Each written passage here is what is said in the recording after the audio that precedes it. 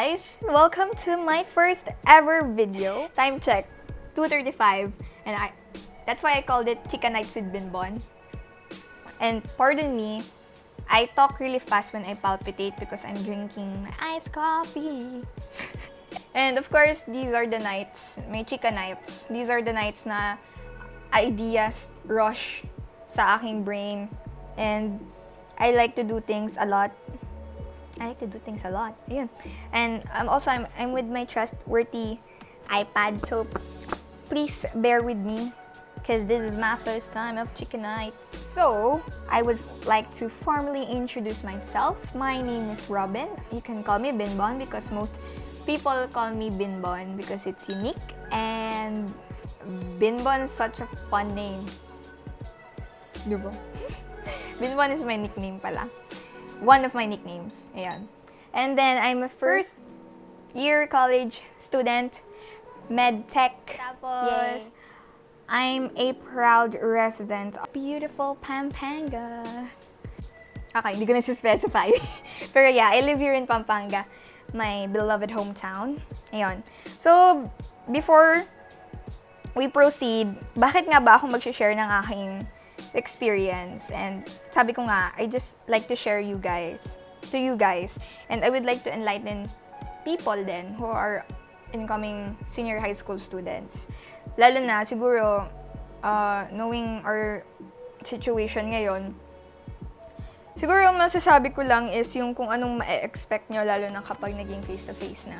Because personally, hindi ko naman experience yung online learning nung senior high. But still, kapag nagkaroon na ng face-to-face, siguro ito na din yung ma-expect nyo. And also, I would make kwentos about the learnings and the regrets that I had. And of course, I wouldn't want any one of you guys to of course, experience any of those things na nagawa ko. Na so first, ko. Choose your strand in school wisely. Ayan. When I say wisely, I really mean wisely. I tried UST, DLSU, and SLU. SLU was like, may pinaka last resort na, and parang dapat sa SLU na talaga ako. Kaso, I chose to stay na lang sa school na pinag-aralan ko nung junior high din, which is Shiva. My strand is STEM. I mean, nung time na kasi yun, parang gusto ko pumunta na sa medical path, medical course path, something like that. And sa UST, nag-apply ako doon as a STEM applicant. Yun, STEM applicant. And I didn't really know anything about sa HA strand. Yun yung pinagsisihan ko. Kasi, obviously, hindi ako pumasa because STEM was such demanding strand, lalo na. Of course, para lang ma-familiarize ko pala, the academic strands na yung pinaka-main is STEM, yung sinabi ko kanina, EBM, which is Accounting, Business, and Management, and then GAS, General Academic Strand, and may HUMS, yung sa Humanities and Social Sciences ba, if I'm not mistaken. May iba din school kasi na may mga specialized strands din sila, which is, kunyari, sa UST, meron silang MAD and HA strand. Yeah, yung MAD sa Arts and Design, and then yung sa HA, which is Health Allied. Dito sa Pampanga, meron dalawang schools dito na malaki. Ay, sorry, hindi ako familiar kasi sa ibang university, pero yung pinaka-familiar ko kasi, which is Holy Angel and AUF. Holy Angel, they offer STEM, ABM, HUMS. I'm not sure if they offer GAS, pero yun yung pinaka-familiar ako. And then AUF, they have the HA strand, which is not bad. Kasi AUF is known for medical talaga, di ba? But I did not choose any of those. Kasi, yun nga, gusto ko talaga mag-Manila. Kaso yun, parang naglulungmo ako kasi UST was my first choice. And di ako nakapasa. And nagsisisi ako bakit di ko pa nakita agad yung HA strand. But yeah, and then SLU nakapasa ako, pero I didn't want to go to Baguio pa. So yeah, I stayed. And it was not bad, pero it was such a culture shock.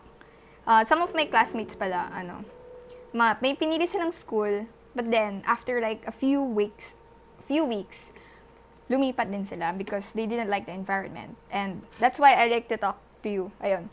You should think wisely. I mean, if you know the school is good, you have to ready yourself na you would have a culture shock, especially the environment. Lalo na kapag hindi ka sanay lumipat-lipat talaga. So, ako kasi, sa CS, which is Chivalry School, CS is what we call, ever since nung 7th grade ako, nandun na ako. Pero nung grade school, Saints ko ako. Ayan. So, kumbaga parang sanay na ako sa lipatan eh. Pero some of my friends kasi, hindi sila sanay. That's why they were like very culture shock, ganyan. And parang it's a learning opportunity for you guys na you have to really carefully think, lalo na. I mean, siguro you should weigh your priorities. If it has a scholarship, then it's good. Then you should go for it. But would it make you, would it make you happy? Would it be practical? Ganyan. You have to think about those choices. I know it's a lot to think about, but it's for you then eh. It's for your benefit then in the end. Ayun, dami kong dada. We would go to our second parang topic.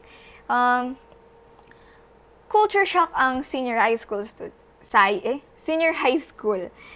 And that is true. Senior high school is such, ito lang masasabi ko, ha?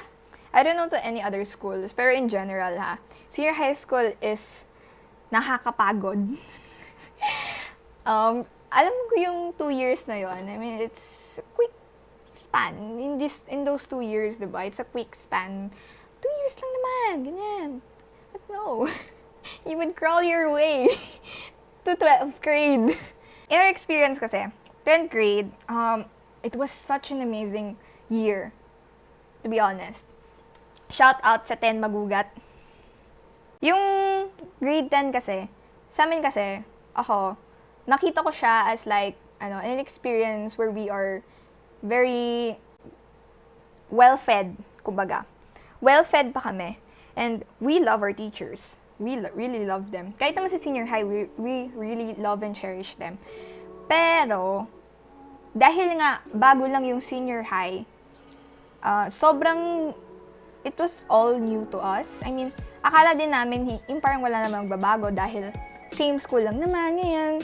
You would meet new teachers na nakikita mo din naman dun sa school na yun. But the lessons and the system, I would say, is hindi siya flawless. It's a bit flawed.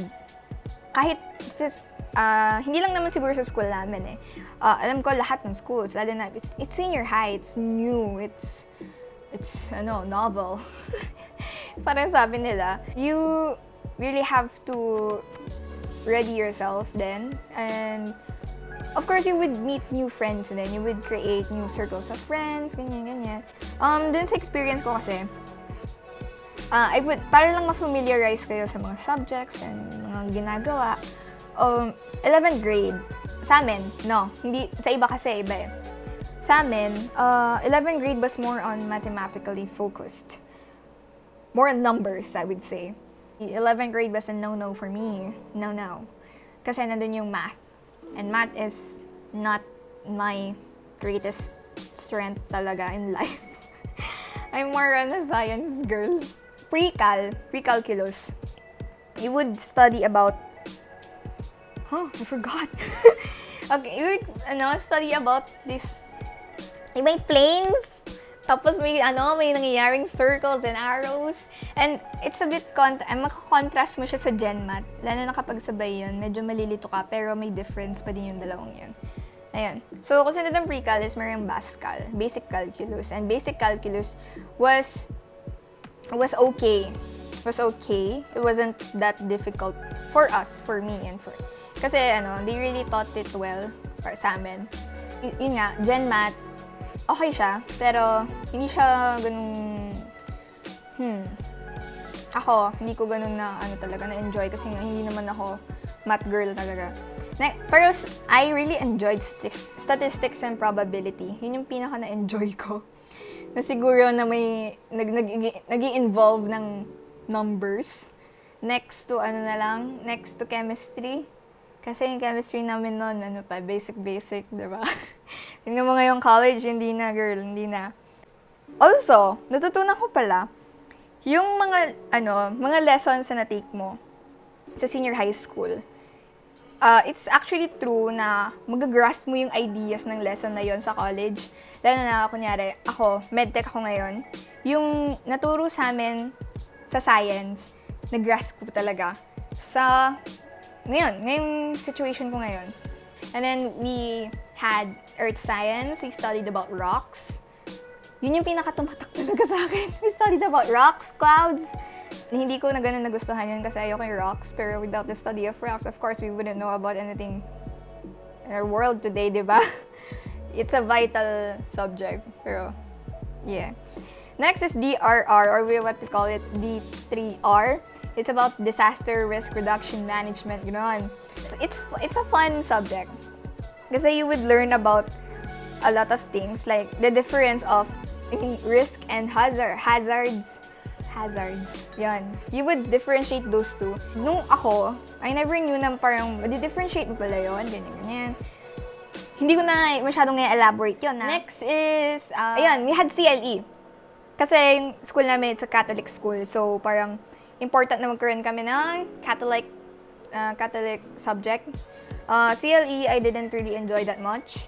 Kasi hindi ako religious or anything. Pero, may mga lessons na maganda doon. Yeah. Pinaka na-enjoy ko is philosophy. Yun ang gusto ko. Kasi, yun yung papaisip ko talaga, like, wow! You know, bakit? Bakit ka nga ba nandito? Ganyan. And then you would learn about, kare-kare, ganyan. Ewan ko, baka sa amin lang yun, kasi kare-kare yung tinuro sa amin. Yung kapag, yung parang life, ganyan. Kunyari sa kare-kare, di ba? Kare-kare wouldn't be complete without peanut butter, di ba? Basta, you would really contrast a lot of things and it's, a lot of wisdom to grasp. Yung pinaka, siguro mga general stuff na makakatch mo sa 11th grade and I'm really sorry if I can't elaborate further enough kasi hindi ko na ganun maalala yung iba. Also, we had our research, qualitative research. Kasi sa grade 12, quantitative. Yung difference ng dalawa, qualitative means the quality and like more on the you would get participants and you'll get their perception and stuff, ganyan. Yun yung magiging basis ng data mo.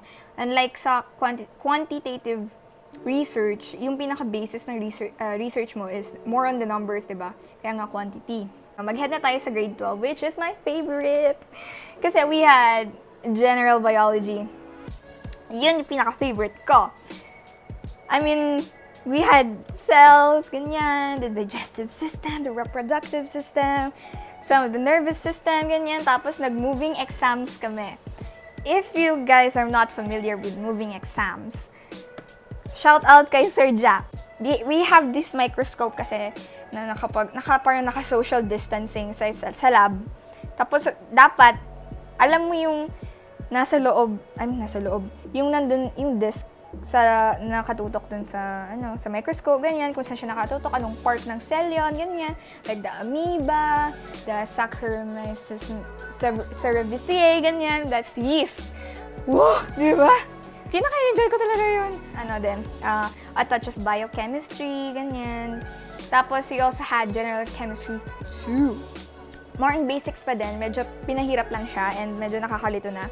And kailangan, kung mag-med course kayo, kailangan mag-focus. Kasi hindi ako ganun nag-focus sa general chemistry 2.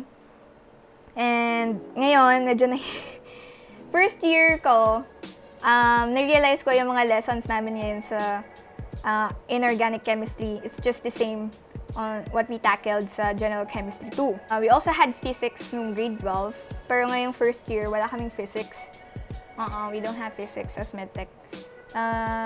Sa lahat ng mga natakal namin sa general biology, sa cells, it was helpful. Lalo na. Kasi tumutok pa, parang pinakalagi naman siguro yung basics yun kapag nag-discuss kami dun sa ANA-Phy, which is anatomy and physiology in college. Is really helpful, you know. It's such a great subject para sa akin. So, of course, next is we had Phil Arts, ganyan. Phil Lit and Phil Arts. Phil arts, more on arts yan. Ako kasi hindi ako ganun interested sa arts, pero I like arts. More on literary ako. So, Phil it was the most enjoyable for me. Ano lang yun, you would tackle about, stories, ganyan. Pinaka-tumatak sa akin is Miliminas. I forgot the author. Pero Miliminas is like the counterpart of what's happening, ganyan. Basta you should search, guys, about the Miliminas. Ayan. Thanks, Ma'am Stacy. And tapos, of course, research. And then, capstone. If I'm not mistaken, some schools kasi, they had this immersion. Kasi kami, we didn't have immersion, so we had our capstone. Capstone is also like, a project, somehow a research din. Pero, in capstone, you would innovate you would innovate an object that would help the community, something like that. That's the goal, eh. Kami nun, wow, oh my God, pumunta-punta pa kaming Manila. Kasi we were really passionate noon. And by the way, yung namin, yung capstone namin nun, capstone project is about Abelmoscus esculentus, which is okra. And we would turn it sa mga, yung related sa diabetes. Ayun. Okay, so hindi ko na further elaborate yung mga pinaka-subjects sa grade 12. But yeah, because that's the main point. So, yan. Of course, you should also differentiate the expectations and reality.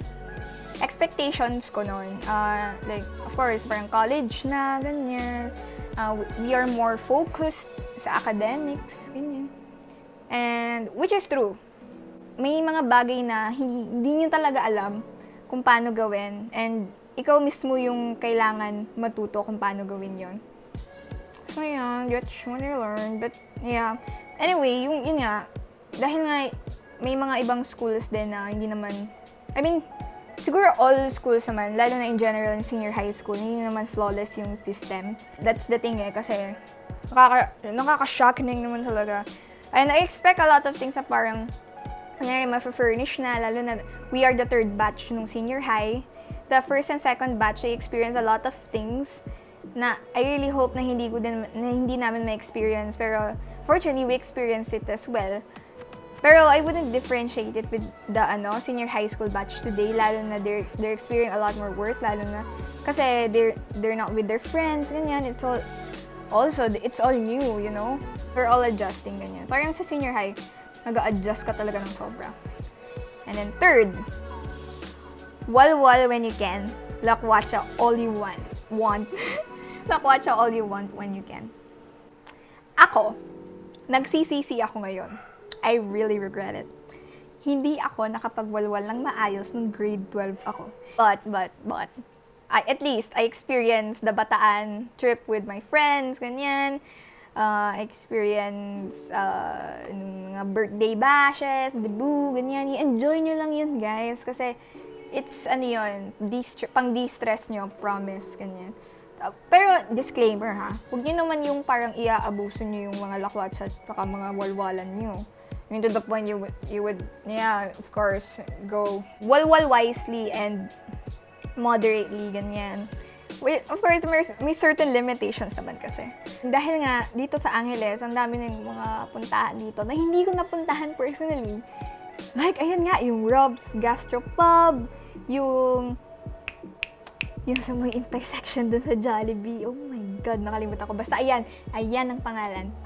Don't stress yourself too much, lalo na sa academics. Grade 12 yung pinakamarami kong absent. Not because na parang tinatamad. Hindi namin sa tinatamad, pero sa sobrang pagod ko, hindi na ako makabangon. Ay, hindi ko pinagsisihan yon.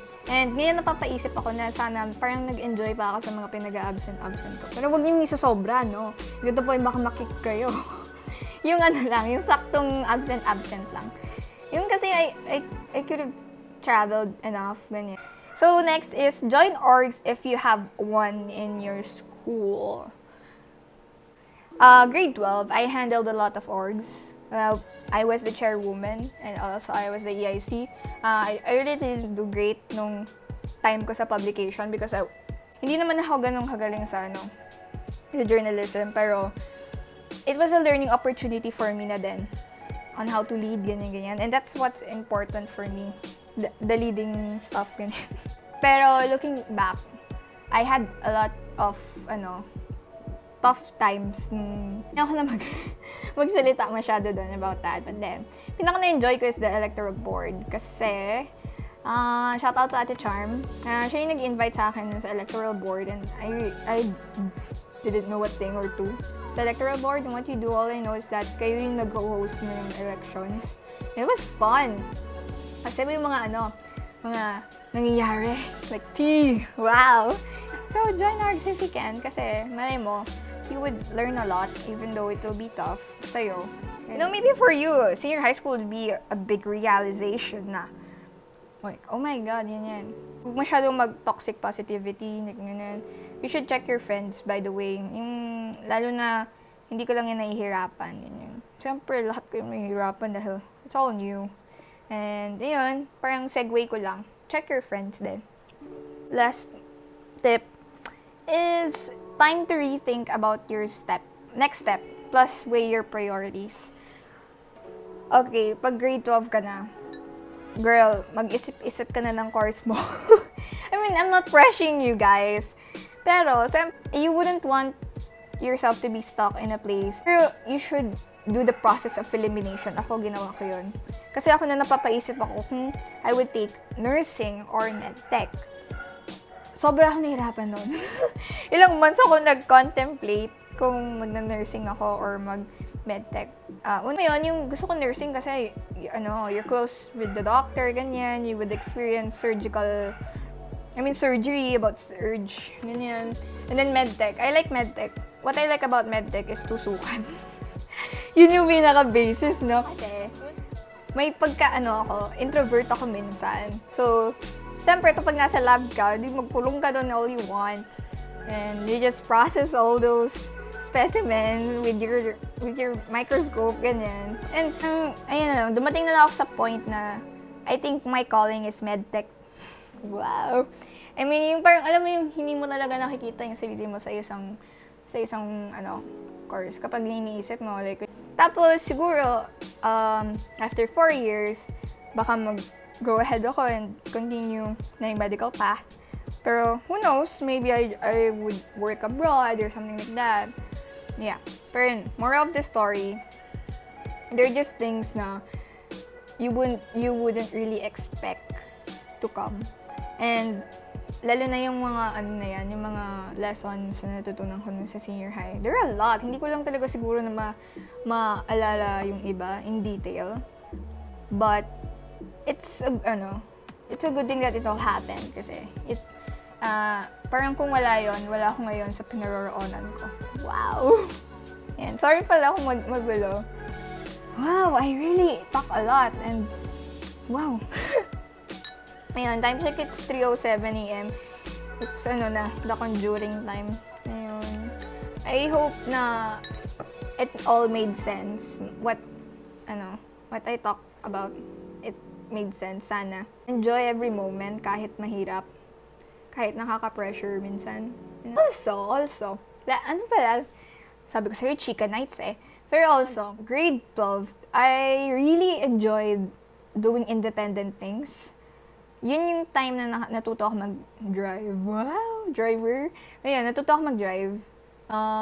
Tapos nag-enjoy na ako when I just eat at restaurants by myself, kanyan. Yung parang, wow! Ayun. Parang it honed me to be independent talaga, lalo na in college. I'm currently studying here sa bahay, pero pag nag-face-to-face na, sa Manila na niyan ako. So, I hope that it all really made sense. Sana. Dahil nga, mabilis ko magsalita, tapos ang dami kong chinika. And this wouldn't really fit all with my video. I would edit pa. Pero ayun. And I hope you enjoyed, guys, with my talkative self, sharing my experience. Ganyan. Pero nagko-consider ka ng mga things. It's a big step towards adulthood na din siguro.